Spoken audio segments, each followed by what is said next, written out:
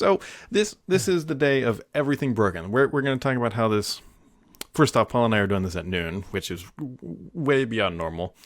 My day started with me going to the dentist. Last time I was at the dentist, and they were scraping at one of my teethers.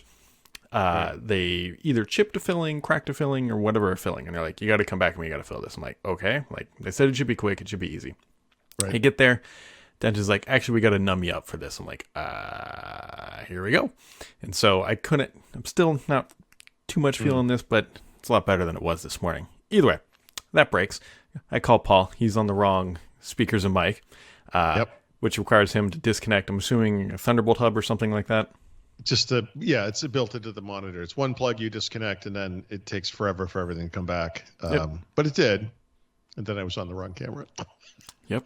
And so he got that fixed. And then I go to start the show, and the little Stream Deck, for whatever reason, is not like, something's not connected, and I got to reboot the computer. And I said, screw it. We're just going to do it this way. You can have a crappy show or no show, you know? Yeah, you get what you pay for. So there's no scene switching. There's nothing, because I can't do it from over here unless I had like a long stick to poke the computer. Yeah, it's been better. I think usually I'd say it's going, but it's been better. So, anyways, there's an important reason why we had to do this day, because you are leaving, and we didn't want to just like not come back for a couple episodes or a couple days. With that. Yeah, I should let me look at my schedule here. I'm trying to think when we could possibly do something next week. I mean, we're in port, different days. I mean, so actually, let me look at my calendar. That has a more accurate view of the times. I just keep thinking about you going into port. I know. Well, we're in a place called, no, we're not. Juneau? Juneau? J-U-N-O? Juneau is on Monday, but I have a big helicopter airboat thing. I don't know. What are you Do it doing? from a helicopter. We're in a place called Glacier Bay on Tuesday. I think we're gonna have to play this by ear, dude. I don't see any way to know for sure.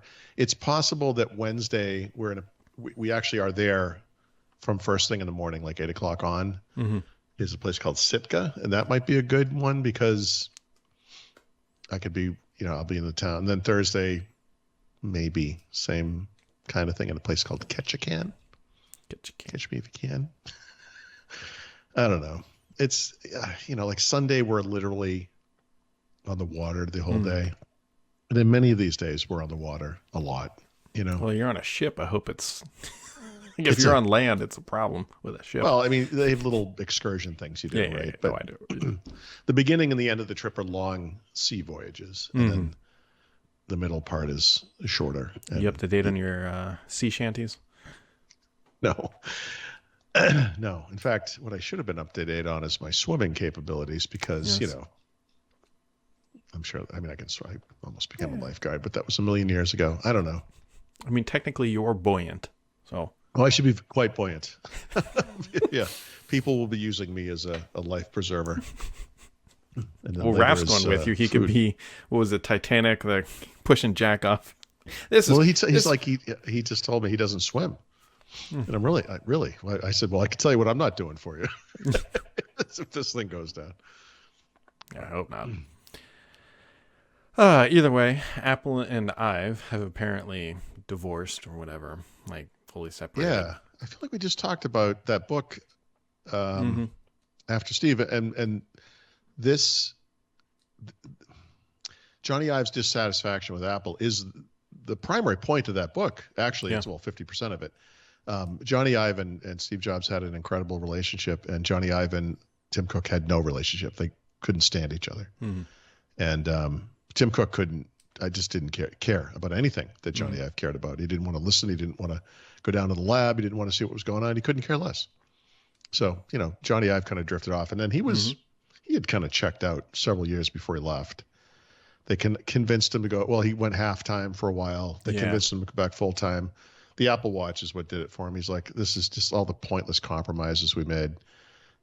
He's like, never would have happened under Steve Jobs. Although I think the Apple Watch he wanted would never have made sense anyway. If you look at that $11,000 version, that's what he wanted to do.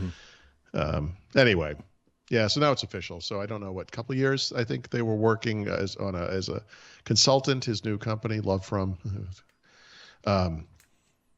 consulting on what I don't know. They basically handed him $100 million, and he did the same thing he did the last 7 years. He was at Apple. He did nothing. You know. Look, I would say the last several years have been the anti-Ive at Apple, right? Oh, for putting sure. More ports on, thickening things up, putting more battery in there. Good keyboards. Yep. Yeah. Just walking away from all that stupid stuff, you know. Yeah. Yeah. I mean, we're in the anti-Ive. I don't know. Maybe antioxidant era or something. Antidepressant. Antidepressant. I don't know. I mean, that's kind of been the hot button thing. Unless I did put iOS 16 beta on my phone. Yeah. I like where the notifications are. I like that. See, I don't.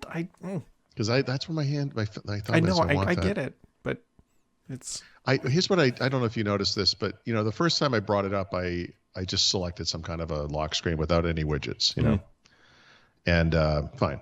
And then I went back and I looked at it again. One of the things I really like is the way part of the clock is kind of behind part of the wallpaper. Yeah, I like that effect.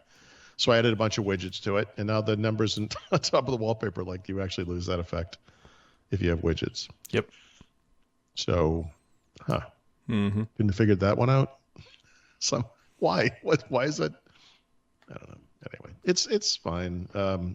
It's that feature you experimented with me, which has a stupid name. I can't remember what it's called, but it in no way explains what the feature does. But you know, it's that Photoshop type of thing where you press down on an object and it cuts it out.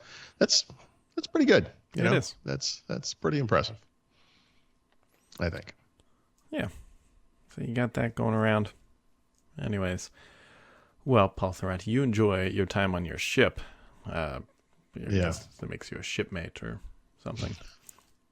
I don't know what it makes me, but it will be interesting, I think. I don't know. We look forward to your voyages. We'll be back whenever Paul finds connectivity. And yeah, I'll be in touch just to try to figure that out, you know. Yeah. And that's about it for your Wednesday. Cool. And exit here. Stage right. I can't press the button. How do we make this end, Brad?